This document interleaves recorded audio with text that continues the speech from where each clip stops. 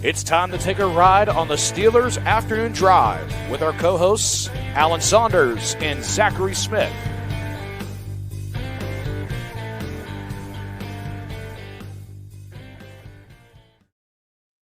Get in the van. We're going from our Steelers Afternoon Drive. I'm Zachary Smith. That is Alan Saunders. Alan, that was probably as happy as I will be on this entire episode. Do not get used to it.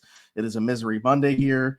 I mentioned last week on Misery Monday, I think it was the most Misery Monday of all Misery Mondays.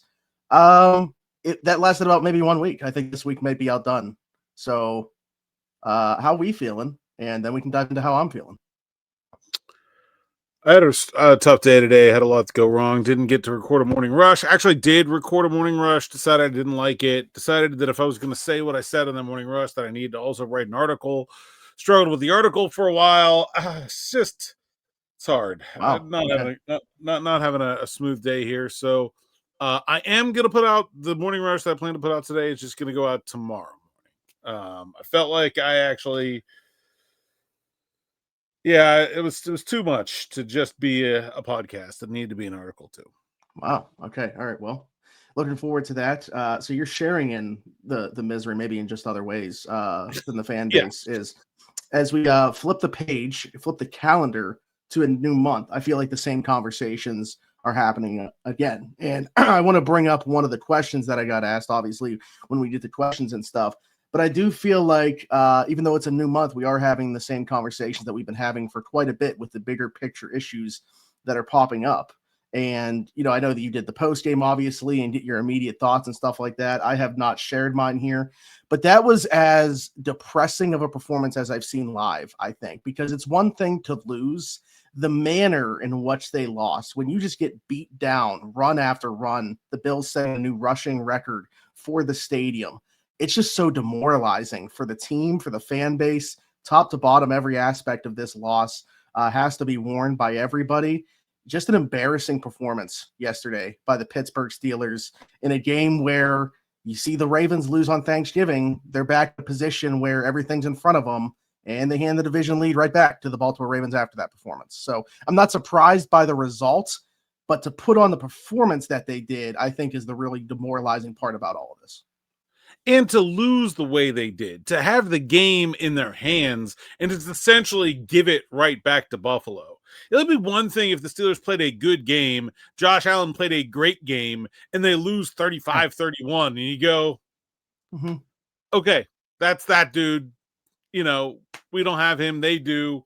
He got us. Like, they had him right where they wanted him at halftime, and then they just completely immolated in the third quarter.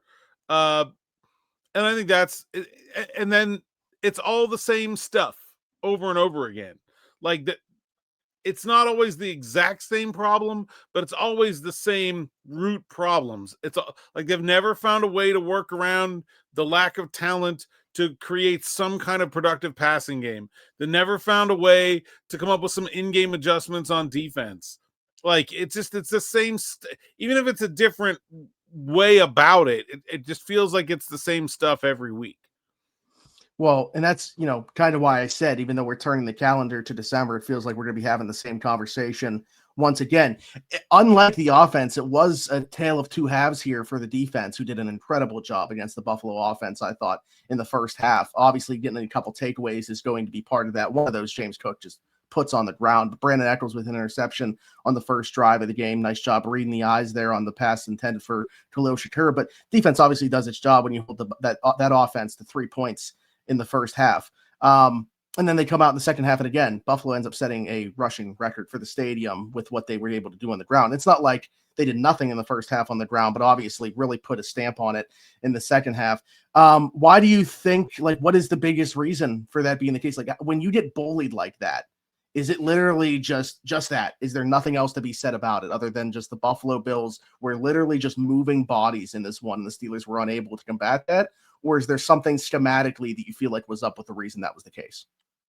Both. They did not make the right adjustments schematically. When what they were doing wasn't working. They tried other stuff. It's not like they did the same thing. It felt very much like the passing defense against Cincinnati, where they tried other stuff. It was just that they did not find the right answer in the game. And then the guys that should win matchups were not winning them. TJ Watt against a backup tackle, basically irrelevant in this game. Even Highsmith and Herbig against the backup tackle did not dominate the way you think they should. I do think the absence of Derek Harmon and Patrick Queen in the second half of this game were big factors for the Steelers, but it's the most expensive guys in that defense are not being their best players right now, and that is not due to any fault of anyone other than themselves. Like it's not. That's not the scheme. That's not the play call. It's not the scheme. It's the play calling. It's just them. And the intersection of those two things is devastating. You know, and really it's the same thing on offense. Like the difference on offense is they just don't have a lot of talent. But on defense, like you're struggling schematically, you're getting out gapped, and then you finally put a player in a position to make a play and he doesn't make it. And then I feel like there's a demoralization that comes with your coaching staff not being able to find an answer. Like, do you feel like players by the end of that game believed in the game plan? Believed that the call they were getting was going to be the right one? How could you? I wouldn't. And so then I think you have guys, I don't want to say guys weren't trying, but it's really hard to go give 110% on a plan that you don't believe in. You're naturally just, it's not a reflection of those guys. Human nature is, if you're not 100% bought into this plan, you're going to attack it a little bit more cautiously, a little bit more warily. And then that is sometimes becomes the thing that prevents you from having success. I cannot believe, and I don't know if you were ready to transition this conversation to offense at all. It's just like the way that this typically happens on Monday is thoughts pop in my head, and I'm like, oh, if I don't say this now, I'm going to end up forgetting about it.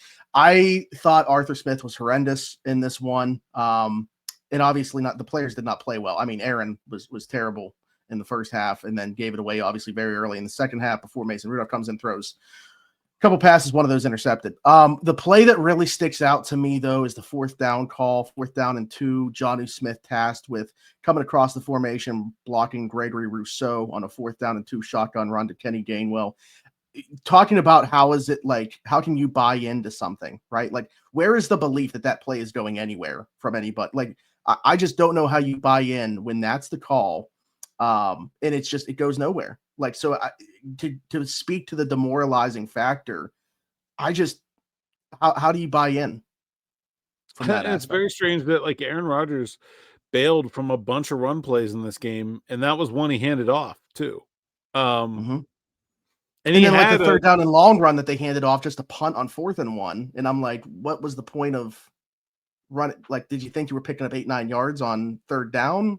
Or I don't know, but I didn't want to cut you off from the 4th down. Yeah, no, I mean, I don't have a problem with punting at your own 30-yard line ever, pretty much. But like, yeah, I mean, it was basically you're trying to catch. Both of those plays are play calls where you're trying to catch someone off guard doing something that they're not going to expect you're going to do,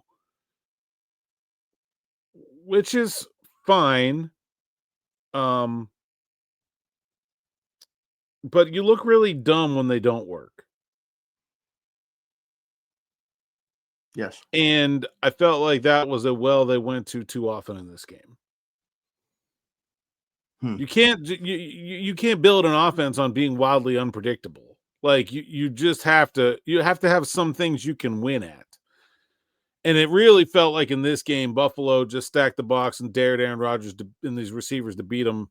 And they were completely. Well, we came into the game thinking that the Steelers would be able to have success on the ground when you looked at the way that Buffalo was giving up yards on the ground coming into this one. I understand that was going to be Buffalo's plan of attack, was going to be, let's put 8 guys in the box and make them throw the ball, whatever. Let's stack this box up. But I'm still surprised. I don't know if I would say I'm surprised by the Steelers' inability to do anything offensively in this one, especially on the ground, or at least use the extension of that. And obviously, once the game gets out of hand, you really don't have the option to just hand the ball off to Kenny Gainwell and Jalen Warren. But I even though I figured that would be the emphasis for Buffalo, I'm surprised at how well it worked for them. Yeah, and they just covered them up well. I mean, there was a lot of plays where I'm sitting up there in the press box. I'm like, it's single safety. They're going to have one-on-one down the field, and there's nobody open. And the few times that somebody was open, Rodgers either didn't see him or the one to Roman Wilson, he missed him. But, like, there weren't a lot of them. A lot of those plays, there's nobody open. Even though Buffalo was, pushing 8 guys into the box and getting downhill against the run. I thought the other thing the Bills did really well was they defended the flats really tightly. The other part of the equation is the Steelers don't have the offensive line. Their quarterback doesn't have the mobility to make teams pay for sticky coverage short. Like, Jalen Warren and Kenny Gainwell are really fast running backs. Like, if you tell a linebacker you got to play them tight, you're just begging to have somebody run a circle or a wheel route against you, but not if you can't hold the ball for 5 seconds. And it doesn't seem like Rodgers was ever comfortable doing that. Nor did he really have time to. The ball needed to be out. Like, we had a question, if you want to go to it, actually, about that. It's like I said, Rodgers needs to get rid of the ball, but also nobody's open. I just throw it away. Like that. Throwing it away was the best option for Rodgers on a lot of these plays, and that's quite the indictment of an offense. Yeah. The question that you're bringing up here was from Chad. Alan, you say the receivers weren't open. Rum was only open once. You also said Rodgers held on to the ball too long, needed to pass, let go of it sooner. So who does he pass to if no one is open? Why is no one open? Is it receiver's fault, coaching, scheming fault, Rodgers' fault for not throwing players open? Is the O-line's fault for not having a more reliable pocket? Combination of these. Something entirely different. Is there an answer to be found sooner rather than later? Chad throwing the kitchen sink there in terms of what the options are on the table for the reason this is. Yeah, I mean, the primary answer is that the receivers aren't very good. And they are especially not particularly good at separating. The second, and then there's layers to it, right? Like, yeah, the offensive line doesn't block all that well. And so the slower to develop concepts that might help you scheme open some receivers that aren't elite separators on their own aren't really on the table for them. So yeah, it's kind of problems stacked on problems. I don't think Arthur Smith is like out there just running like the world's most cutting edge passing concepts, but I don't think there's anything wrong with them. It's just that they don't get open, and they don't get open very regularly. And then you have problems with Rodgers and completions and drops. Darnell Washington had a big drop in this game. That's been a problem for them all year too. You got guys running the wrong routes still. It's tough. Like that, all of those things are problems. But the big problem is, and it has been obvious since they traded George Pickens, is that they don't have enough talent at the wide receiver position. Mm-hmm.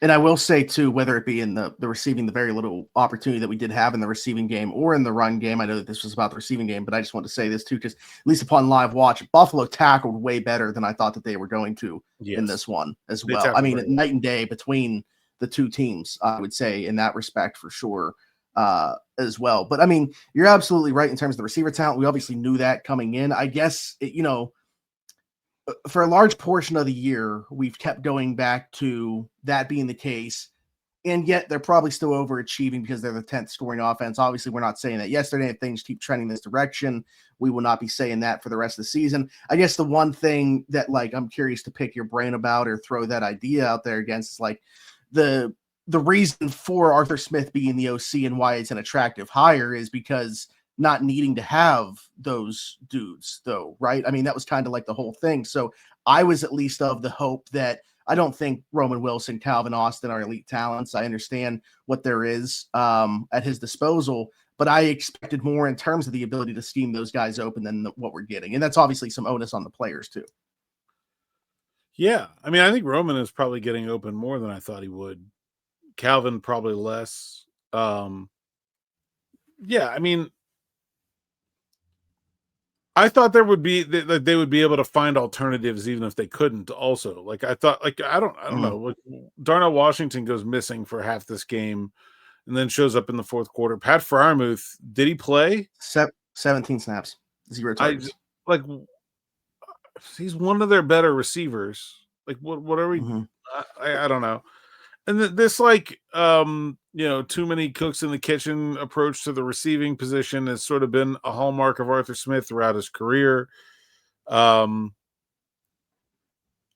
not going well, but I don't think that's like the big problem either. No, I'd agree. I mean, honestly, bigger pick that's where I'll go next with this question, because I'll get your opinion on this. This was actually asked to me, and it's because of something said on Around the 412, but they said on this, they wanted to get your thought on this as well from your perspective as opposed to the fan perspective. So basically, last week's Around the 412 just turned into Tyler and I complaining about big picture stuff and essentially saying that we're ready for change, but then we also predicted them to win this game. And the question was basically, well, how can you do that? Would I have felt differently, like big picture, had they have won this football game? And I mean, my answer is no. Like, however I feel on a week-to-week basis doesn't necessarily change my mind about what I think needs to happen big picture for this team to get back to a level of success. I felt good about this game specifically just because of the cards that were dealt for this specific game, with both tackles being out, looking like there was going to be no Dalton Kincaid. That ended up being the case. No Terrell Bernard. And I just felt good about them winning this specific game, but it didn't change the way that I looked at them big picture, feeling like obviously, like, I mean, moving on from TA is a guarantee to me at this point. But I guess the question is that just rearranging furniture on the Titanic at this point, if that happens? Like, so I don't know. For this just to get your season, perspective on, like, if like to do it now, in is general, that what you're asking? in general. Oh, in general, no. I mean, in general, I think go hire a good defensive coordinator. I mean, like, I don't think it's all the coaching. Like, guys like Watt and Highsmith and Hayward, who are getting paid a lot of money, are not playing well enough also. So you get two problems. But do you believe that the hope is there, though, for them to, I mean, they probably already played in their careers as well as they're going to. Is there still hope for them to perform at high levels? Oh, I don't know. Yeah, because then that's obviously like I don't know. Like, you can change change the defensive coordinator. Here's the thing: is like I don't think changing the defensive coordinator is the thing that solves that. I don't know what the answer is there, but I don't think that's what it is. I mean, Hayward is at his age, not he's already, and I don't, and Hayward is the one of those three where it has not been some dramatic downturn. He's just not quite as good as he was last year. The other two guys are not producing the way we've come to expect them to produce, and maybe it, different schematics would help, but the number of things they've tried already makes me skeptical that some new coach is just going to come in and bam, TJ Watt's back to 20 sacks a season. Like, I don't know. That doesn't mean they can't still be a good defense. I mean, look, you got a whole offseason to figure out who you want and who you don't want, and cut bait with some guys and figure things out. But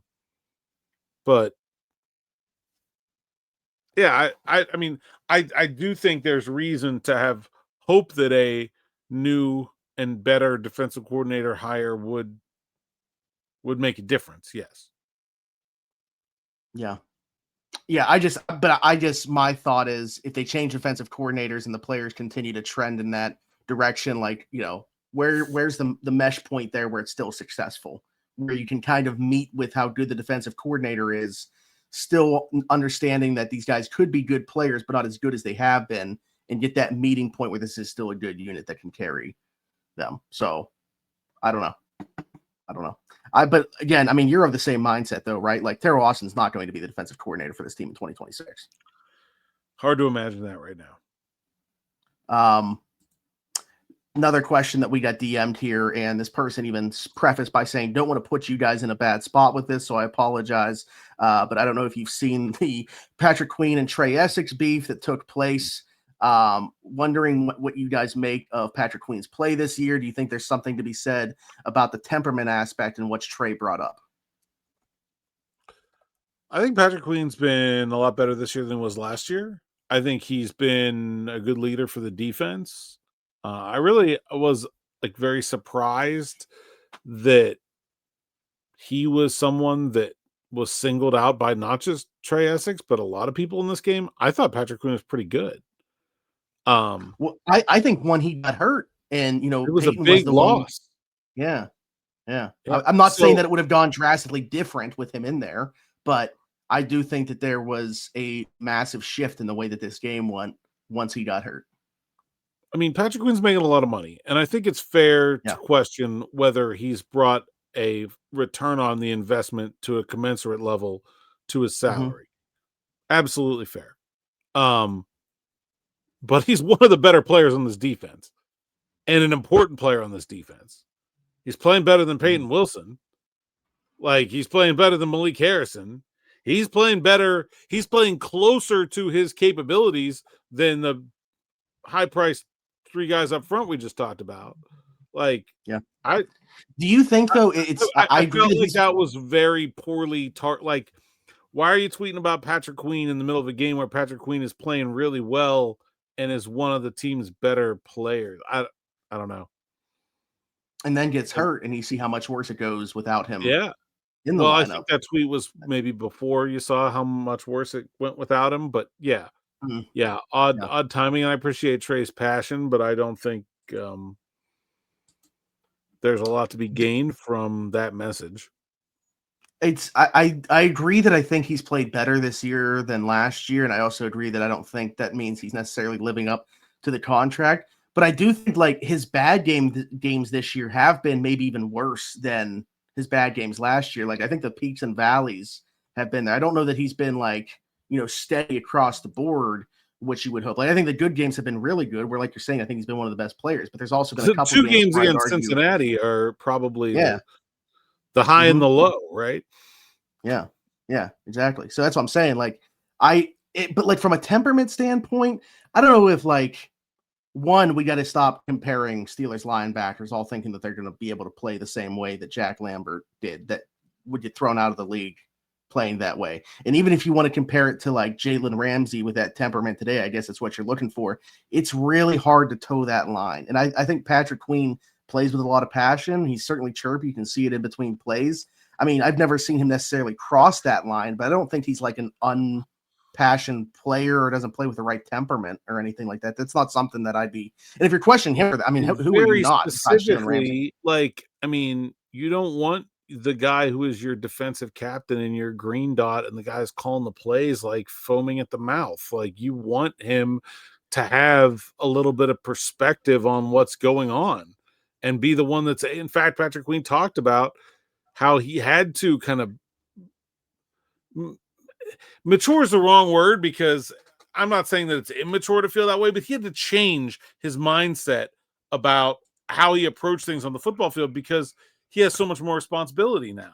Like, and like, you can't have a guy just out there like causing chaos and then, who's calling the play? Well, nobody. PQ's over there talking trash and in the face of somebody. And it's like, you can't have, when I think about those early 2000 Steelers, if you want to make a comparison, like James Ferrier wasn't a player that had like some sort of incredibly aggressive demeanor either. He was to me, those are very similar players and like stylistically anyway, even if maybe Queen hasn't been as good in a Steelers uniform as Ferrier was. Yeah, absolutely. All right, let me go to this question here from my guy Cody. DM me this. on Twitter. It was very long-winded. He admitted that at the beginning, but honestly kind of boils down to the point. What would have to happen from this point to the rest of the season for us to say, you know what, maybe this isn't the best situation to bring a quarterback into. The roster still needs so many different things, and maybe pivot on the idea of doing that. I know we've answered this in different ways, different times, but like different things continue to happen throughout the course of the season. Obviously, Broderick Jones sounds like going to miss the rest of the season as well now. So who knows about that left tackle spot? Is there anything, I guess, that could happen, Alan, to make you pivot off the thought of this team drafting a quarterback in the first round and kicking that can? I mean, the only potential, I suppose, is just a unexpected lack of availability of quarterbacks like that. Two guys go down in the college football playoff with ACLs and decide they're going to go back to school or something like that. Like I don't foresee that happening. So it wouldn't be on the Steelers accord necessarily to not. Correct. It would be just guys go back to school, and it changes the amount available in the draft class early. Yeah, or I mean, we saw what Will Howard did for his draft stock in the playoff last year. I mean, like the opposite is always possible too, right? I mean, you could have, Mendoza starting today goes out there and throws 3 interceptions against Ohio State and then throws 5 interceptions in the playoff. And you're like, oh, this guy's not the guy we thought he was. I'm not saying I think that's going to happen, but like stuff like that could certainly impact the draft class and their ability to get one. It could also be that they just, for whatever reason, maybe they, we've seen Omar a lot, like do a really good job of reading the board and figuring out where he needs to go to get a player. And then sometimes you do that and you go there and you guess wrong. Like we haven't really seen that happen too much with him, but it's possible. But I can't foresee a situation where they're going into when we're getting to the Senior Bowl, which is now only in a month and a half. Wow. We're getting to the Senior Bowl, and I'm thinking that we're paying attention to anything other than quarterback. Yeah, I'm of the same mindset. I think that you can make a case for it, but I feel like you can make the case pretty much every year. Like eventually, you just got to pull the trigger and throw that dart on what you hope is the franchise quarterback. Like I feel like the idea of drafting a quarterback the next year just becomes more and more enticing all the time. Eventually, you just got to draft that guy and take that chance. And I think the Steelers really want to do that in the 2026 class. I gotta say, I don't think this class has turned out to be this class does not have the high end guys that it could have had if some guys played better. But it's still very deep. Depending on who all comes out, but there's a lot of very interesting guys that are probably going to be like day 2 and day 3 picks. I am curious to see how the Steelers approach that aspect of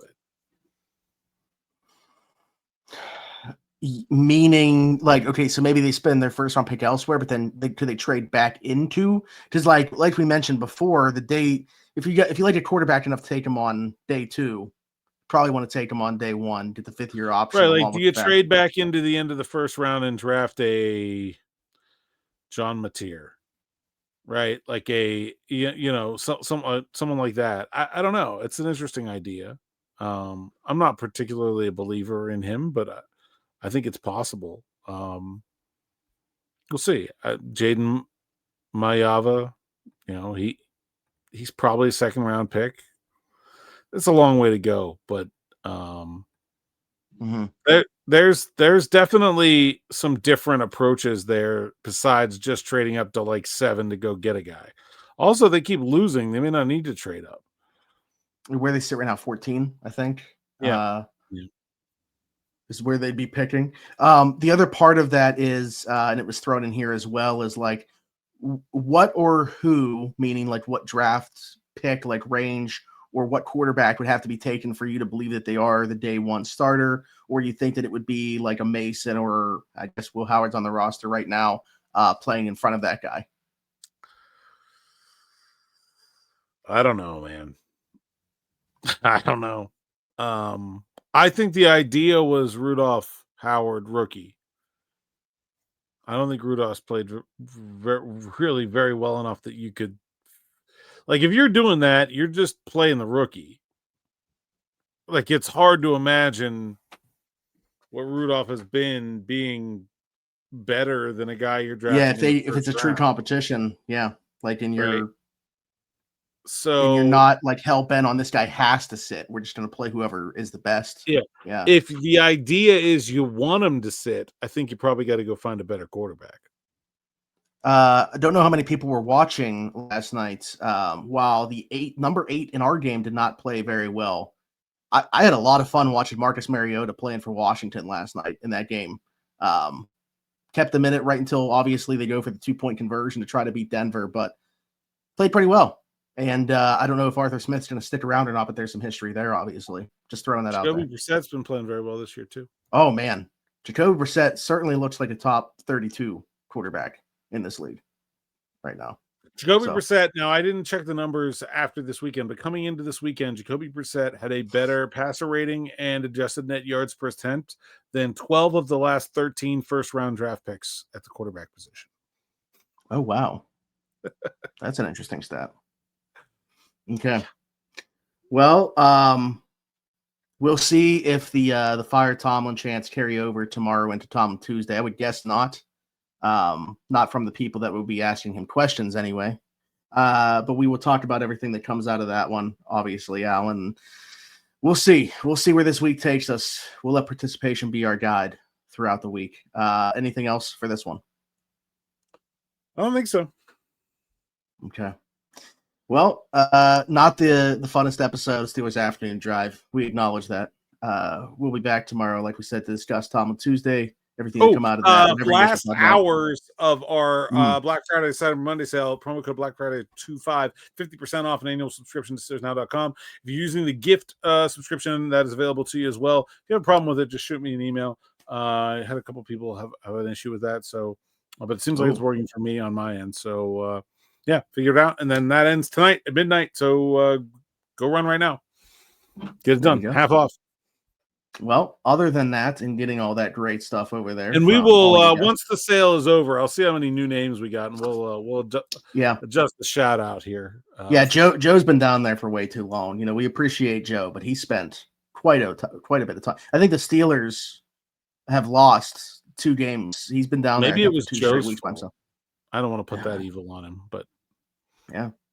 Either way, join Joe by subscribing to SN Plus. We can get all the great stuff from Alan, DB, Brennan, all those guys. And Alan, tell the people they can find you. Saunders _ PGH on X, Instagram, TikTok, and Blue Sky. PGH Steelers Now, sites account, SteelersNow.com. Go there, read the words so I can get paid. Call them up. Today is a good one. Check it out. More tomorrow. Stay tuned. There we go. And it's also, of course, free to join us here on YouTube, where we currently have 17,000 and definitely have landed on this number before. 68 subscribers right now on the channel. Chris Kimoatu was 68. Who was the dude they brought in that won a Super Bowl in Denver and like didn't end up playing a snap? The tackle. Ryan something. Ryan Harris. Yes. Okay, yeah. I don't remember that was one. Supposed, I mean, obviously, he was supposed to be 68. Greenwood is the very, very good version here that we don't like. Kedrick Vincent, I know, is someone that I've brought up before. It was a backup guard in the early 2000s.